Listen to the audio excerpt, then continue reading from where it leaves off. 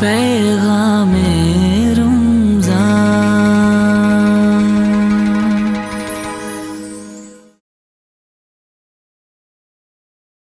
نحمدہ ونصلی ونسلم علی رسولہ الکریم اما بعد فاعوذ باللہ من الشیطان الرجیم بسم اللہ الرحمن الرحیم. سندھ ٹی وی جے پروگرام سحری جی نشریات پیغام رمضان جے تمام ناظرین ऐं سامعین کے دل جی گہرائن سان بھلیکار ऐं السلام علیکم ورحمۃ اللہ تعالی وبرکاتہ. ناظرین، 3 رمضان المبارک اسلام جے دامن میں کھوڑ ساریوں یادوں انہن جا گل سمایل آہن. انہن منجھا ایک عالی شان باب اج 3 رمضان المبارک جی سحری میں اہڑی عالی مرتبت ہستی جو ذکر کنداسوں جن جو احسان پوری کائنات تے آ. اج پوری کائنات میں اوہاں کے غوث، کتب، ابدال لا تعداد اولیاء سید زادہ جے بھی ملن تھا، وہ مہربانی ہے ان ہستی جی.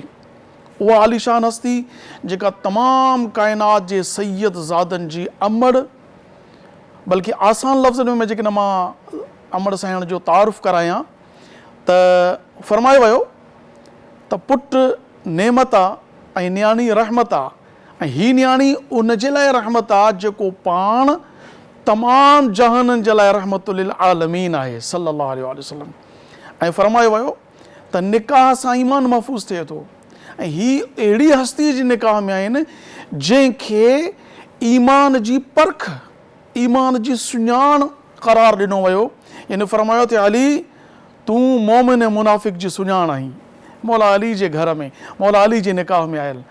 فرمایا ویو تو ماں جے قدمن جے ہیٹھاں جنت آہے، ہی انہن جے لائے جنت آہے جن جے بچڑن کے تمام نبیین جے سردار اللہ پاک جے آخری نبی حضرت محمد مصطفیٰ جناب احمد مجتبیٰ صلی اللہ علیہ وآلہ وسلم فرمایا تو حسن و حسین جنتی جوانن جا سردار آہن. جی ہاں، مجھو روح سخن کائنات جی محسنہ مخدومہ کائنات طیبہ طاہرہ سیدہ فاطمہ الزہرا رضی اللہ تعالیٰ عنہ جن جی ذات اقدس آہی. اج عرس مبارک سندھ ٹی وی جے سحری نشریات جے پیغام رمضان پروگرام میں ملائے رہے آیوں. ان سلسلے کے اگتے ودھائن لائے پہریں آؤں مناسب سمجھندوس اوہاں جے آڈو اجو کے مہمان جو تعارف کرایا. اج اساں جے ان پروگرام میں خوبصورت قرآن و احادیث جے گلدستے کے پیش کرنے جلا جے کہ اساں عالم دین مدعو کیا ہیں جے کہ ایک عرصے کا وٹی کرے جامعہ میں پڑھائے رہا ہیں استاد ہیں. انہن جا کیترائی شاگرد عالمن استاد العلماء حضرت علامہ برکت اللہ کھوسو صاحب جے کہ کشمور سے تعلق رکھن تھا سائیں جن کے بھلیکار سائیں السلام علیکم ورحمۃ اللہ. سائیں خوش آئیو، اللہ پاک ہمیں سلامت رکھے. اج ہاں سے گفتگو تھیندی موضوع ہوندو اساں جو ماں پیش کرے چکو آیا. تنکھاں پو ناظرین اج اساں جی محفل کے نبی کریم علیہ الصلوۃ والسلام جن جی ذات اقدس جی شان میں گلہا عقیدت پیش کرنے جلا جے کہ اماں سان فاطمہ الزہرا رضی اللہ تعالیٰ عنہ جی شان اقدس میں منقبت پیش کرنے جلا جے کہ اساں شخصیت ان کے مدعو کیو ہے. نہایت سونے آواز جا مالک محترم جناب محمد حسان قادری صاحب. السلام علیکم، خوش آئے ہو سائیں، طبیعت صحیح ہے ماشاء اللہ. اج اوہاں کہاں ساں اماں سائن جی منقبت ٻدھداسوں. سید زادہ ہیں اج اساں پنجے پروگرام میں ان کے مدعو کیو ہے بہترین سن خوان ہیں سید محمد ظفر شاہ صاحب. السلام علیکم سید صاحب، خوش آئے ہو، اللہ پاک ہمیں سلامت رکھے ماشاء اللہ. اج اساں پنجی ابتدا جے ہے وہ حضور کریم رؤوف رحیم صلی اللہ علیہ وآلہ وسلم جن جے ذکر خیر سان یعنی نعت شریف کنداسوں. سو آؤں سید محمد ظفر شاہ صاحب کے گزارش کندس تو محبوباً کریم علیہ الصلوۃ والسلام جی خدمت اقدس میں نظران عقیدت پیش کرنے جی سعادت حاصل کریو. سوز دل چاہیے، چشم نم چاہیے، اور شوق طلب معتبر چاہیے. ہو مدینے کی گلیاں میسر اگر،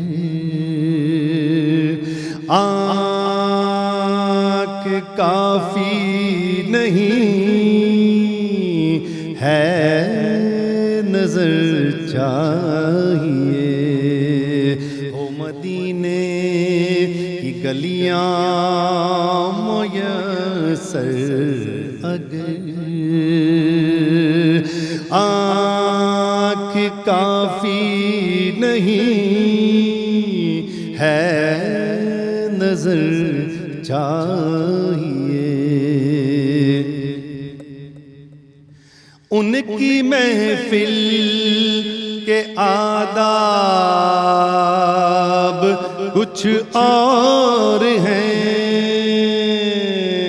لب کشائی کی جرت مناسب نہیں، ان کی محفل کے آداب کچھ اور ہیں، لب کشائی کی جرت مناسب نہیں، ان کے دربار میں، ان کی سرکار میں التجا کے لیے جنبش لب نہیں، چشم نم چاہیے، ان کی سرکار میں التجا کے لیے جنبش لب نہیں، چشم نم چاہیے، اور گوشہ گوشہ مدینے کا پر نور ہے، سارا ماحول جلووں سے معمور ہے،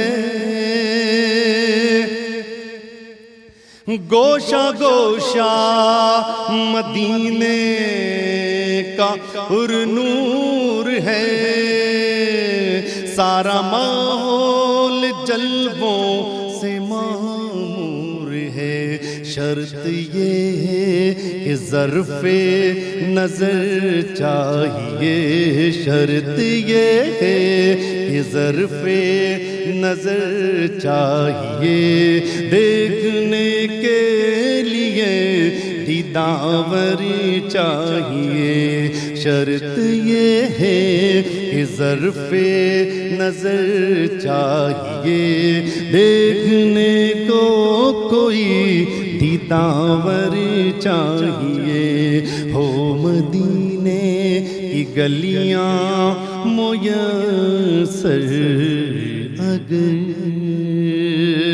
آنکھ کافی نہیں ہے نظر چاہیے۔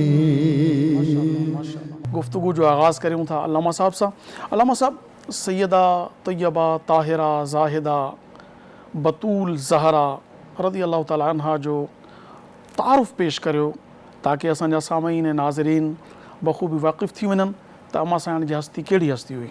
جی بسم اللہ الرحمن الرحیم، الحمدللہ رب العالمین، والصلاة والسلام علی سید الاشرف الانبیاء والمرسلین، اما بعد فاعوذ باللہ من الشیطان الرجیم، بسم اللہ الرحمن الرحیم، قال اللہ تعالی فی القرآن المجید وَيُطْعِمُونَ الطَّعَامَ عَلَى حُبِّهِ مِسْكِينًا وَيَتِيمًا وَأَسِيرًا، صدق اللہ العظیم۔ شاعر چوا میں ان کی بات کروں یہ کہاں میری اوقات، واہ، میں ان کی بات کروں یہ کہاں میری اوقات، کہ شان فاطمہ زہرا حضور جانتے ہیں، ہائے ہائے ہائے ہائے، ماشاءاللہ صلی اللہ علیہ وسلم، صلی اللہ علیہ وسلم رضی اللہ عنہ، سیدہ کائنات، مخدومہ کائنات، سید السادات، ام الحسنین، سیدہ فاطمۃ الزہرا رضی اللہ تعالی عنہ، جو نالو مبارک فاطمہ ہے، القاب میں تہاں جے بارے میں زکیہ، سید السادات، ام الحسنین، ام ابیہا، یہ القاب ذکر کیا ویا ہیں۔ سیدہ کائنات رضی اللہ تعالی عنہ جی ولادت با سعادت نبی پاک صلی اللہ علیہ وسلم जे ऐलान नबूवत खां 5 साल पहिरीं मक्कतुल मुकर्रमा में थी। यानी नबी करीम अलैहिस्सलातु वस्सलाम जी उम्र मुबारक 35 साल 35 साल तक़रीबन। तंहिंखां बाद नबी करीम सल्लल्लाहु ताला अलैहि वालिहि वसल्लम जी ही यानी शहज़ादनि मां आख़िरी नंबर ते बिला शक आहे, चौथे नंबर ते ज़रूरु आहे, लेकिन अल्लाह ताला शान व अज़मत एतिरी वधीक अता फरमाई जो अॼु असांजे दुनिया भर में जेके सैयद सादात आहिनि त उन्हनि जी असल जेका आहे उहा सैयद आहे काइनात, सभिनी सैयदात जेके आहिनि उन्हनि जी माउ सैयदा काइनात उम्मे सैयदना फ़ातिमा ज़हरा रज़ी अल्लाह तआला अन्हा जी ज़ात अक़दस आहे। सैयदा फ़ातिमा ज़हरा रज़ी अल्लाह तआला अन्हा जी शान व अज़मत सिर्फ़ु हिन हदीस खां असांजे लाइ काफ़ी आहे कि ॾिसो हर पीउ खे पंहिंजी औलाद सां मोहबत ज़रूरु हूंदी आहे, बेशक, ऐं पीउ खे न्याणी सां वरी मोहबत ज़्यादा घणी हूंदी आहे। जी जी जी। नबी पाक सल्लल्लाहु अलैहि वसल्लम जो अमल मुबारक इहो हुयो त हुज़ूर जॾहिं ॿाहिरि मदीने खां ॿाहिरि वेंदा हुया कंहिं सफ़र ते, त हालांकि नबी पाक सल्लल्लाहु अलैहि वसल्लम जी घर मुबारक में असांजो अम्मा अज़वाज मुतहरात रहंदियूं हुयूं, लेकिन नबी पाक सल्लल्लाहु अलैहि वसल्लम जी मोहब्बत इहा हुई ऐं इहा सुन्नत बि आहे कि माण्हू अगरि सफ़र खां वापसि अचे हुज़ूर जी इन सुन्नत ते अमल करे त हुज़ूर जॾहिं वापसि ईंदा हुआ कंहिं सफ़र खां त सभिनि खां पहिरां पंहिंजी इन शहज़ादी सईदा फ़ातिमा जे घर वेंदा हुया।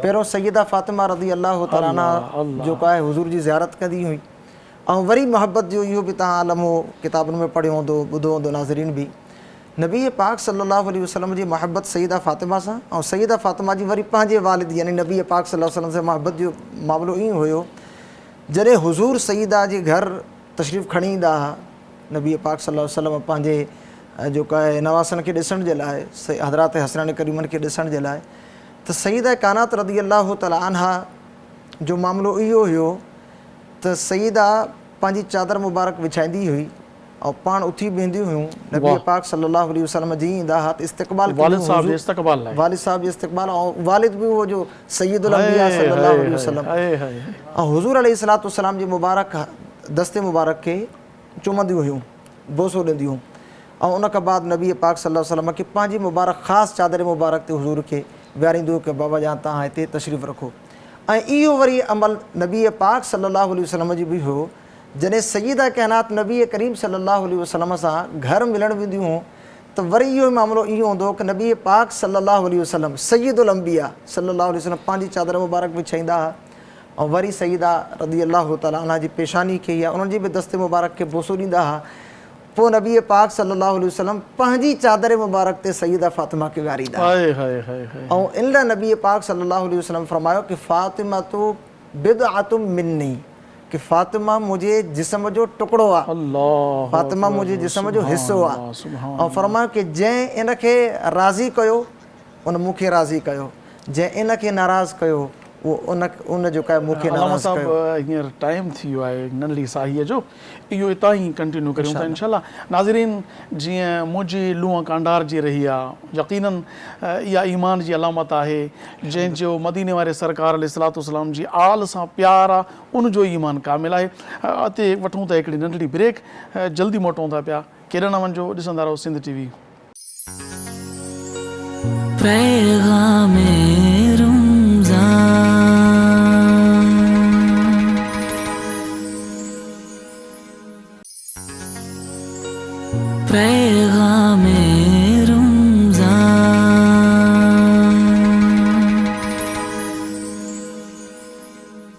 सिंध टीवी जी सहरी नशरियात जे प्रोग्राम पैगाम रमज़ान में हिकु भेरो वरी अव्हांखे भलीकार। नाज़रीन, असांजी अॼु 3 रमज़ान मुबारक जे हवाले सां सैयदा काइनात मख़तूमा काइनात हज़रत सैयदा बीबी साइण अम्मा फ़ातिमा ज़हरा रज़ी अल्लाह तआला अन्हा जन जे मुतालिक़ गुफ़्तगू जो सिलसिलो जारी आहे।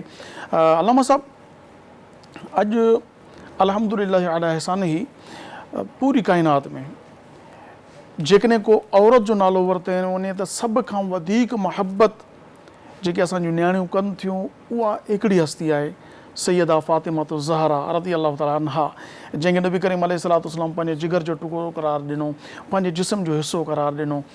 इन हस्ती सां मुहबत करण ई काफ़ी आहे या उन जी पैरवी करण बि ज़रूरी आहे, ताकी असांजूं अदड़ियूं अमड़ियूं जेके हीउ पैगाम हीउ प्रोग्राम ॾिसी रहियूं आहिनि उन ते असांजो पैगाम वञे, छो त असांजो प्रोग्राम बि पैगाम रमज़ान आहे। त इहो पैगाम त छा अमड़ साइण सां मुहबत ई काफ़ी आहे या उन जी पैरवी, ऐं पैरवी में अमा साइण जो शौक़ इबादत छा हो, ऐं पैरवी कहिड़े अंदाज़ सां असांजूं अदड़ियूं अमड़ियूं कनि त वधीक मुहबत में इज़ाफ़ो थी सघे थो। जी, महबत जी अलामत इहा आहे कि जंहिंसां महबत कई वञे उनजो चयो बि मञियो वञे।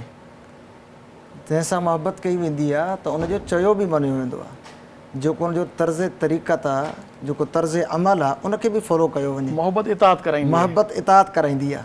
सिर्फ़ु महबत दावे जो नालो न आहे। महबत पोइ जीअं माण्हू कंदो आहे जंहिंसां बि, उनजो जिस्म, उनजो लिबास, उनजो रहण, उनजो ढंग संग जेको बि हूंदो आहे पोइ जहिड़ो जीअं महबूब कंदो आहे। हाणे ॾिसो न अलामा साहिबु, जीअं आम तौर ते ॾिठो वियो आहे त जेकॾहिं कंहिंजूं कंहिं बि शख़्सियत सां मुहबत थी वञे, हेयर स्टाइल ओड़ो ठाहींदो, लिबास ओड़ो पाईंदो, ॻाल्हाइणु ओड़ो हूंदो, त पोइ जेके अदड़ियूं अमड़ियूं सैयदा काइनात सां मुहबत कनि थियूं पियूं त उन्हनि जो अंदाज़ बि त अमा साइण जी पैरवी ते मबनी हुअणु घुरिजे। जी, छा चवंदव तव्हां?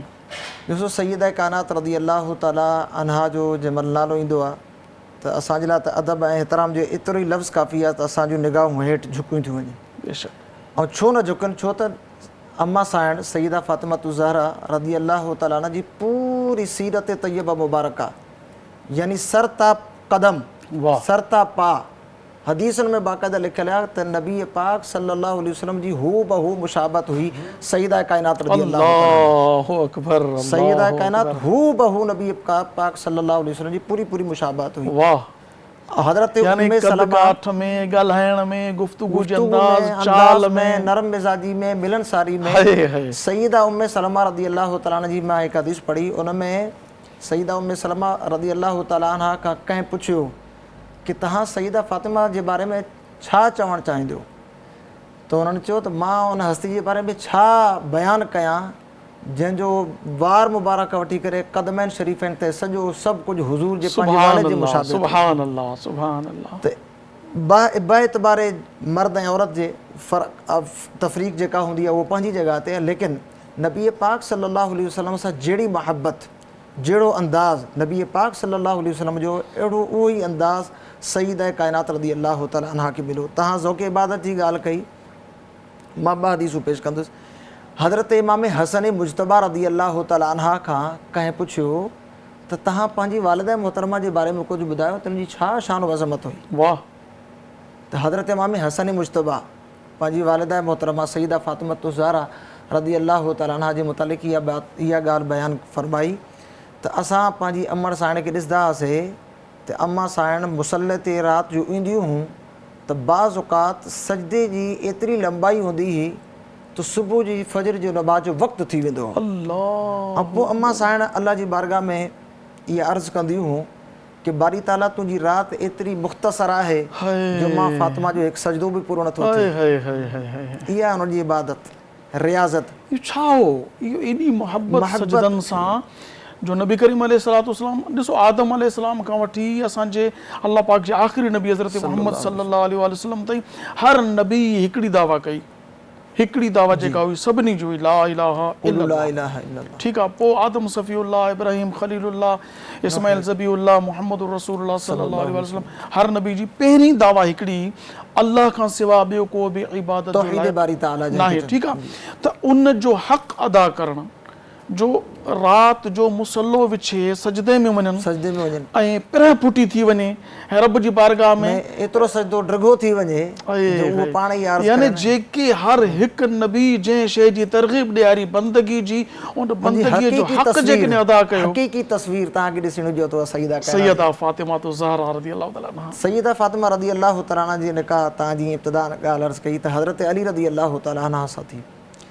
जंहिं राति रुख़सती थींदी आहे, तव्हांखे मालूम आहे कि मर्द जा औरत जा पंहिंजा पंहिंजा जज़्बात हूंदा आहिनि, लेकिन सैयदा काइनात रज़ी अल्लाह ताला अन्हा जंहिं महिल रुख़सत थी करे हज़रत अली रज़ी अल्लाह हुन जी मुबारक घर में आयूं त राति जो सैयदा काइनात रज़ी अल्लाह ताला अन्हा حضرت علی جی خدمت میں عرض کئی کہ تہاں مکھے اوے مرس ملیا آئیو جکا ہن کائنات میں عظیم ترین ہستی ہے. ہائے ہائے ہائے. حضرت علی بھی فرمایا کہ مکھے بھی گھر واری اوہ ملی ہے جکا سید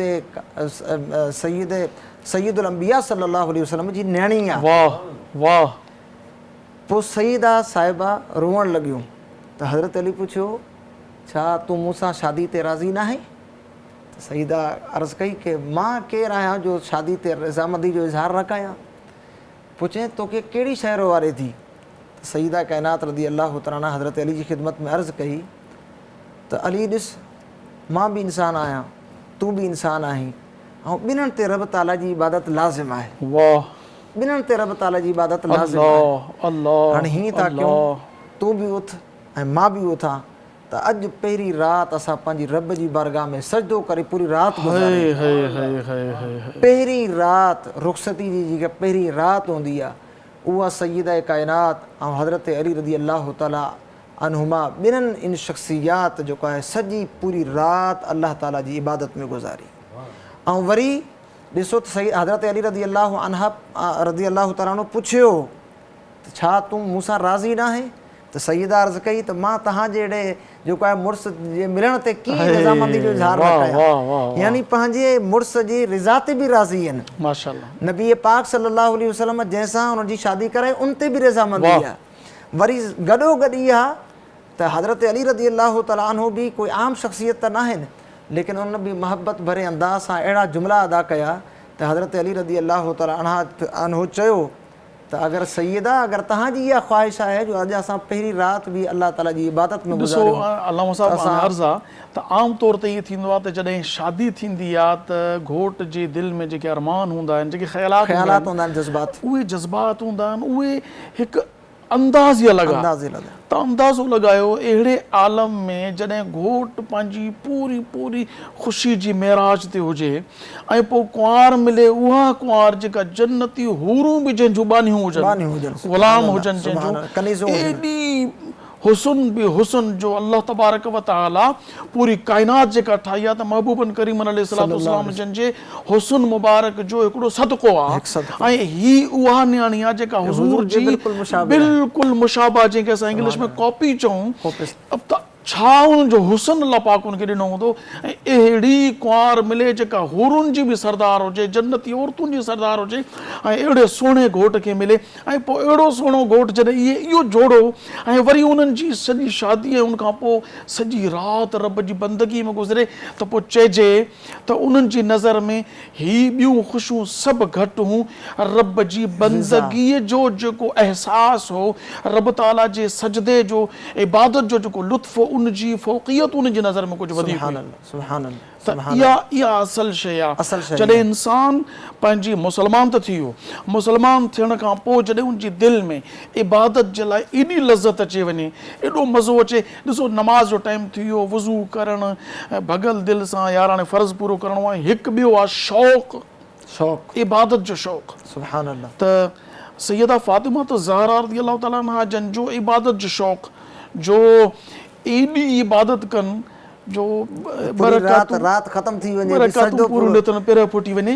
त असांजे नाज़रीन खे असांजी अमड़ियुनि खे अदड़ियुनि खे सोचणो पवंदो त जंहिं हस्ती सां असांजो. मां हिकु ॿी रवायत अर्ज़ु कयां. हिकु रवायत में मूं इहा बि पढ़ी आहे की सैयदा काइनात रज़ी अल्लाह ताला अन्हा ॿिनि रकात में पूरो क़ुर पढ़ंदी हुयूं. पहिरीं रकात में शुरू क़ुर खां सूरह कहफ ताईं पढ़ंदी हुयूं. अलामा साहिब ही करामत थी सघे थी वगरना 30 पारा ॿिनि रकातुनि में हिकु राति जे इन लम्हात में हूअं आम तौर ते इन ते कुझु एतिराज़ बि थींदा आहिनि त यार नबी करीम अलैहिस्सलाम तिलावत जे बारे में जेको फरमायो आहे त घटि में घटि 7 ॾींहंनि में ख़त्म क़ुर करियो. पर ही अल्लाह जी बानी एॾी नेक औरत जो 2 रकातुनि में क़ुर पढ़े त इन मां इहो मुराद न आहे त को पूरो 30 पारा पढ़जनि त उनजा लफ़्ज़ चॿारजनि. इहा उनजी करामत आहे. जीअं मौला काइनात सैयदना अली उल मुर्तज़ा शेर ख़ुदा करमल्लाहु वजहु करीम जन जो फरमान आहे त मां घोड़े जी रिक़ाब में क़दम रखे करे ॿी बिलांग नया वराईंदो तेसीं ताईं पूरो क़ुर तिलावत करे वेंदो आहियां. त हाणे इन लम्हे में एतिरो क़ुर तिलावत करणु आम तौर ते मुमकिन न आहे. इहा संदन करामत आहे. करामत हूंदी उहा आहिनि जेका असांजी अक़ल में न अचे. करामत उहा हूंदी आदतन मुहाल हुजे या आम फहम लफ़्ज़ में इहो चऊं त यार इहा शइ त असांजी अक़ल में नथी अची सघे. ऐं इहे जेके अलाह वारा हूंदा आहिनि इन्हनि खां अहिड़ो कमु सादिर थियणु कोई बईद बि न आहे। जीअं हज़रत खोड़ सारियूं क़ुरान पाक जे अंदरि सूरह नमल में तव्हां पढ़ो हज़रत सुलेमान अलैहिस्सलाम जो वाक़ियो त एतिरो परे खां उहो जेको आहे तख़्ते बिल्कीस जेका आहे 3 महीननि जी मुसाफ़त आहे वञण जो, 3 महीना मोटण जो। उहो तख़्त जेको 7 महल जे अंदरि बंद आहे, लखें सिपाहियुनि जे पहरे में आहे, उहो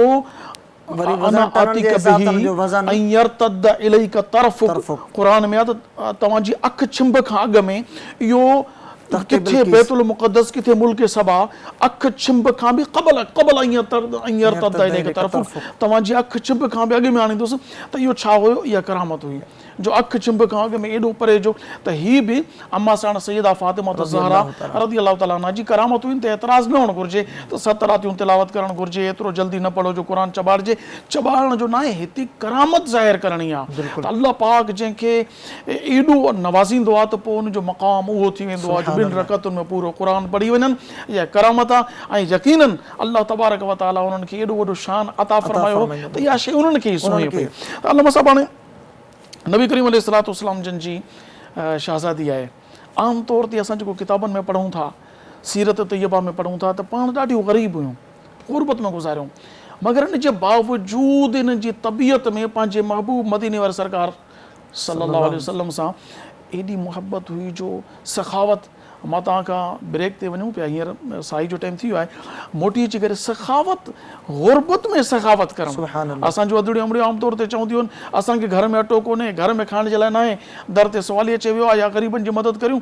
नाज़रीन, अव्हांखे सैयदा काइनात जो इहो वाक़ियो या सखावत जे बारे में ॿुधंदासूं, अल्लामा साहिब खां ॿुधाईंदासूं तव्हांखे इंशाअल्लाह। हींअर वक़्तु थियो आहे हिकु नंढड़ी साई जो। ॾिसंदा रहो सिंध टीवी जी सेरी नशरियात जो प्रोग्राम पैगाम रमज़ान। पैगाम रमज़ान।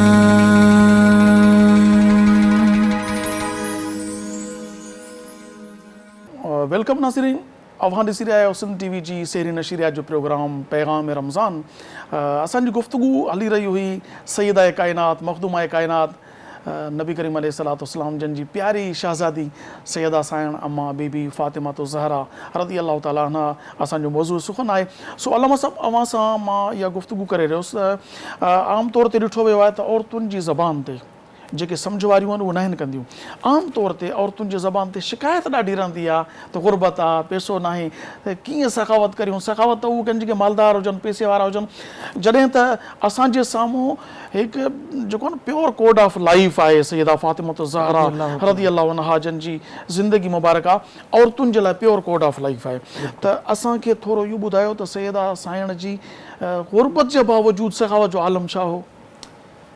नबी पाक सल्लल्लाहु अलैहि वसल्लम जॾहिं सैयदा काइनात रज़ी अल्लाह तआला जे घर जे ॿाहिरां करे गुज़रंदा हुआ त ख़ुदि नबी पाक सल्लल्लाहु अलैहि वसल्लम इहा दुआ घुरंदा हुआ कि अल्लाह मुंहिंजी हिन शहज़ादी सैयदा फातिमा खे तूं फ़क़्र फ़ाक़ा ते सब्र अता फरमा। अल्लाहु अकबर।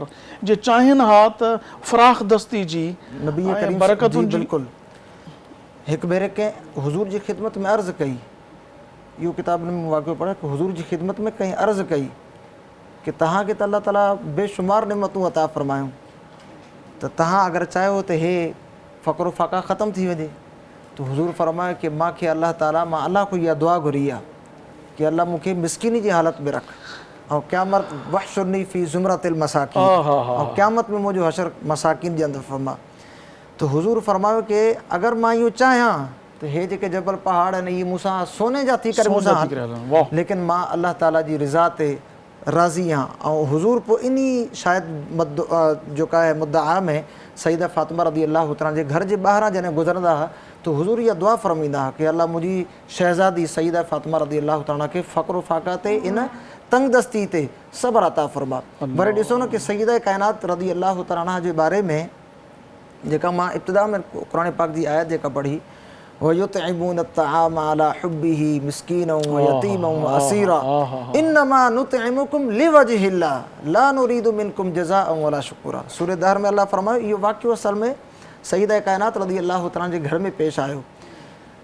हज़रत सैयदा फातिमा रज़ी अल्लाह तआला मुसलसल 3 रोज़ा रखिया टे रोज़ा रखण जी नियत कई, नज़र मानी यूफ़ून बिन नज़री व यख़ाफ़ून, हा हा हा नज़र मानी त मां इहे 3 रोज़ा रखंदुसि। शहज़ादा तबीयत नासाज़ थी तबीयत उन्हनि जी। नासाज़ हुई शहज़ादनि जी, त अल्लाह ताला को इहा दुआ करी कि अगरि शहज़ादी जी तबीयत सही थी वई त मां इंशाअल्लाह अल्लाह जी बारगाह में 3 रोज़ा रखंदुसि। जंहिंमहिल पहिरें ॾींहुं यानी रोज़ो चइजे रखियो, त बचड़नि जे बीमारी खां शिफ़ायाबी लाइ रोज़नि जी नज़र मन्नत दुरुस्त मञण आहे। जेका आहे या सुन्नत फ़ातिमा आहे रज़ी अल्लाह ताला आहे अन्हा। त सईदा फ़ातिमा रज़ी अल्लाह ताला रोज़ा रखणु शुरू थिया। पहिरियों रोज़ो रखियो, पहिरें रोज़े ते जंहिंमहिल शाम जो इफ़्तारी जो वक़्तु थियो, सईदा फ़ातिमा ज़हरा रज़ी अल्लाह ताला पंहिंजो दस्तरख़ान विछायो ऐं बचड़ा बि अची वेठा शहज़ादा। त उन टाइम कंहिं दरवाज़े ते दस्तक ॾिनी ऐं उन अर्ज़ु कई त मां जेको आहे यतीम आहियां, मां यतीम आहियां, आहे तव्हांजे घर में नंढड़ो ॿार हो कोई, नंढड़ो ॿार हो, मां यतीम आहियां, तव्हांजे घर में कुझु आहे त मूंखे अता कयो वञे। सईदा काइनात मख़दूमा काइनात रज़ी अल्लाह ताला उहो सॼो जेको बि दस्तरख़ान ते मौजूदु हुयो, उन मानी हुई या ॿिया जेके शयूं रखियल हुया, उहे सभु कुझु खणी करे सईदा उहो यतीम जे हवाले फरमायो ऐं पंहिंजो पाणी ते इफ़्तार फरमायो ऐं बचड़नि खे चयूं त दरवाज़े ते कोई बि अचे, असां भलिया बुखिया रहूं, लेकिन दरवाज़े ते अचण वारो साहिल कॾहिं ख़ाली न वञे। वरी ॿिए ॾींहुं ईअं थियो जो शाम जो इफ़्तार जो वक़्तु थियो, दस्तरख़ान लॻो, वरी मानी ऐं ॿियूं शयूं अची रखिजी वियूं, त वरी दरवाज़े खे दस्तक थी त मां जेको आहे क़ैदी आहियां, खोड़ ॾींहं थी विया आहिनि, मां चयो मां क़ैद हुयुमि, असीरी जी हालत में मां रहियो आहियां, हाणे तव्हांजे घर में कुझु आहे मौजूदु त तव्हां उहो जेको आहे मुंहिंजे हवाले कयो। सईदा काइनात रज़ी अल्लाह ताला उन ॿिन्ही बि जेको कुझु उन जी दस्तरख़ान ते मौजूदु हुयो उहो सभु कुझु खणी करे उन क़ैदी जे हवाले कयो, उनजे हवाले कयो। ऐं 3 ॾींहं ऐं पाण वरी ॿिए ॾींहुं बि पाणी ते इफ़्तार करे पंहिंजे ॿारनि खे अल्लाह ताला जी बारगाह में सब्र ऐं क़नाअत ते दर्स अता फ़रमायो। 3 ॾींहं ते वरी रोज़ो पूरो थियो ऐं आख़िरी रोज़ो हुयो। वरी ॿीहर जो शाम जो दस्तरख़ान लॻो त सईदा काइनात रज़ी अल्लाह ताला ने शयूं रखियूं, वरी दरवाज़े ते दस्तक थी त मां जेको आहे मिसकीन आहियां, अगरि तव्हांजे घर में कुझु मौजूदु आहे त मूंखे अता कयो वञे। ऐं इहा उन्हनि यतीमनि खे, उन्हनि असीरनि खे, उन्हनि मिसकीननि खे बि इहा ख़बर हुई त जेको हिन दरवाज़े ते ईंदो उहो कॾहिं ख़ाली न वेंदो ऐं जंहिंखे हिन बारगाह की लजपाल घराना है, नस्ल करीमो की लजपाल घराना आहे। ऐं उन्हनि खे बि इहा ख़बर हुई जो की जंहिंखे हिकु दफ़ो हितां अता कयो वियो उनखे वरी ॿीहर कंहिंजी दर ते वञण जी ज़रूरत ई न आहे। सईदा काइनात वरी उहो 3 ॾींहं जेको दस्तरख़ान ते जेको कुझु मौजूदु हुयो उहो खणी ॿाहिरि मिसकीन जे हवाले कयूं ऐं पाण जेको आहे रोज़े खे पाणी मञा जेको आहे इफ़्तार कयूं ऐं पंहिंजे औलाद खे, शहज़ादनि खे जेको आहे अल्लाह ताला जी फ़क़्रो क़नाअत ते सब्र ते दर्स अता फ़रमायूं कि असांजे घर जे दरवाज़े ते अचण वारो कोई ख़ाली न वञे। ऐं क़ुर वरी सईदा काइनात रज़ी अल्लाह ताला जी इहा वस्फ़ बयानु कई आहे त फ़रमायो इहे जेके खाराइनि था इहो ईअं न आहे जो उन्हनि खे दुनिया जी काई लालच आहे कि माण्हू चवंदा यार माशाल्लाह वॾो सख़ी आहे, वॾो सखावत वारो आहे, इन जे दरवाज़े ते को फ़क़ीर अचे त उहो ख़ाली न आहे वेंदो। क़ुर इहो नथो चए, क़ुर चए थो इन्नमा नुतइमुकुम लिवजहिल्लाह। असां जेको कुझु अल्लाह फरमाए थो कि इन्हनि जो राज़ इहो आहे, इन्हनि जी नियतनि में इहो आहे इन्नमा नुतइमुकुम, जेको बि असां तव्हांखे कुझु खारायूं था लिवजहिल्लाह, सिर्फ़ु अल्लाह जी रिज़ा जे लाइ, ला नुरीदु मिनकुम जज़ाअन वला शुकूरा, तव्हांजी शुक्राने जी, तव्हांजी जेका आहे ॿियनि शयुनि जी जेको तव्हां असांखे रिटर्न अची करे ॾियो त फलां ॾींहुं असांजे घर में कुझु न हुयो, हे असां तव्हांखे वापसि बदिले जे तौर ते ॾियूं था। फ़रमायो त इन्हनि जी इहा शान न आहे, ला नुरीदु मिनकुम जज़ाअन वला शुकूरा, इहे जेके मां ॾींदा आहिनि त ॾींदा अल्लाह जी रिज़ा जे लाइ आहिनि, इन्हनि में कंहिंजे माण्हू जी शुक्राने जी, कंहिंजी जज़ा जी इन्हनि खे काई ज़रूरत न, बदिले जी ज़रूरत न। जंहिं हस्ती जे किरदार, जंहिंजी अदाउनि ते क़ुर नाज़िल थिए, सुभानअल्लाह, तुंहिंजो आलम छा हूंदो? ऐं जंहिंजी गवाही क़ुर अता फ़रमाए, जंहिंजी गवाही रब अता फ़रमाए, ॾिसो अल्लाह जी बारगाह में ज़ाहिरी तौर ते त इहे अमाल आहिनि त बाबा इफ़्तारी अची वई ऐं अची वियो, अल्लाह तबारक व तआला उनजी इख़लास जो तज़किरो क़ुर में फ़रमाए थो त हीअ फ़क़ति मुंहिंजी रिज़ा जी ख़ातिर अल्लाह ताला दिलनि जा राज़ ॼाणे थो। त सईदा काइनात जी दिलि में ख़ालिस अल्लाह जी रिज़ा हुई।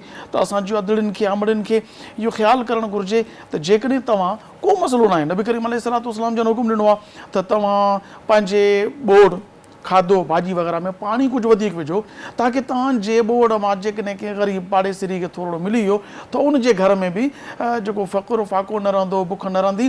त असांखे घुरिजे, असांजे अमड़ियुनि खे अदड़ियुनि खे घुरिजे त जॾहिं को दर ते सवाली अचे त न अचे। बसि औकात ईअं बि थींदो आहे जो असांजा पाड़ेसिरी सफ़ेद पोश हूंदा आहिनि, हू घुरी न आहिनि सघंदा वीचारा हया जे करे, पर अक्सर ईअं थींदो आहे जो वीचारा ग़रीब हूंदा आहिनि। ॾिसो रमज़ान मुबारक में तव्हां ज़रूरु नोट कयो, तव्हां इफ़्तारी करियो था न, तव्हांखे दिलि चवे थी न त शरबत बि हुजे, थधो पाणी बि हुजे ऐं फ्रूट बि हुजे, खाधो बि हुजे। अल्लाह पाक अव्हांखे खोड़ सारियूं बरकतूं अता फ़रमाए, मगर हिकिड़ी महिरबानी कजो जो पंहिंजे खाधे मां, पंहिंजे शरबत मां, पंहिंजे फ्रूट मां कंहिं ग़रीब मिसकीन खे बि कुझु न कुझु ॾियो, ताकी अम्मा साण सैयदा फ़ातिमा ज़हरा रज़ी अल्लाह ताला अन्हा जंहिंजो रूह मुबारक बि ख़ुशि थिए त मूंसां मुहबत करण वारी मुंहिंजी बानी मुंहिंजी मुहबत में अल्लाह जी रिज़ा जी ख़ातिर ही इफ़्तारी में कुझु न कुझु ॾिनो। सो नाज़रीन खे, पंहिंजे भाइरनि खे, पंहिंजी भेनरुनि खे आऊं हिकु पैगाम बि अर्ज़ु कंदुसि त अॼु 3 रमज़ान मुबारक जी सहरी आहे, अॼु को रोज़ो रखो त नियत करियो त इन जो सवाब असां सैयदा काइनात, मख़दूमा काइनात, सैयदा तय्यबा ताहिरा फ़ातिमा ज़हरा रज़ी अल्लाह ताला अन्हा खे ईसाल कंदासीं। अल्लाह पाक असांजो रोज़ो पंहिंजी बारगाह में क़बूल फ़रमाए ऐं जो सवाब असां हींअर सां नियत करियूं था 3 रमज़ान मुबारक जो रोज़ो अम्मा साण खे ईसाल कंदासूं।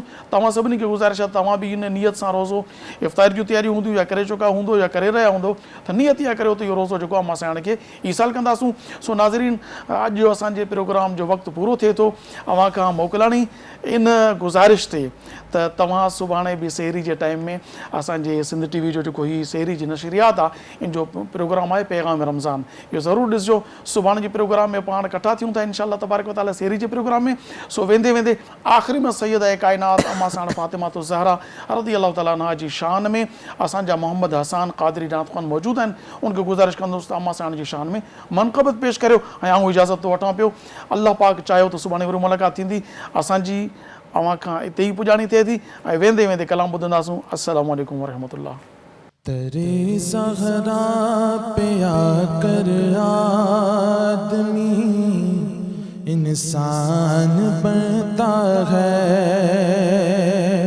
तेरे ज़हरा पे आकर आदमी इंसान बनता है, तेरे ज़हरा पे आकर आदमी इंसान बनता है।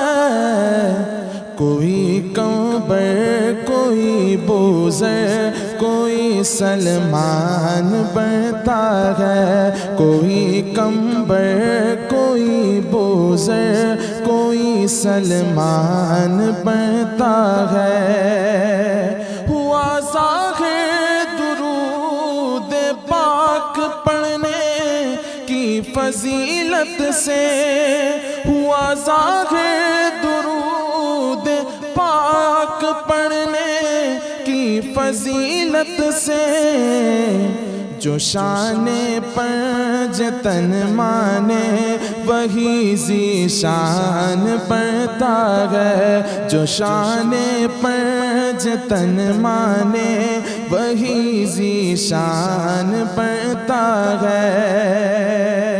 और झुकाए से जो फरमाने रसूले पाक पर लोगों, निगाहे इश्क में वो बंदाए रहमान बनता है, निगाहे इश्क में लोगों वो बंदाए रहमान बनता है।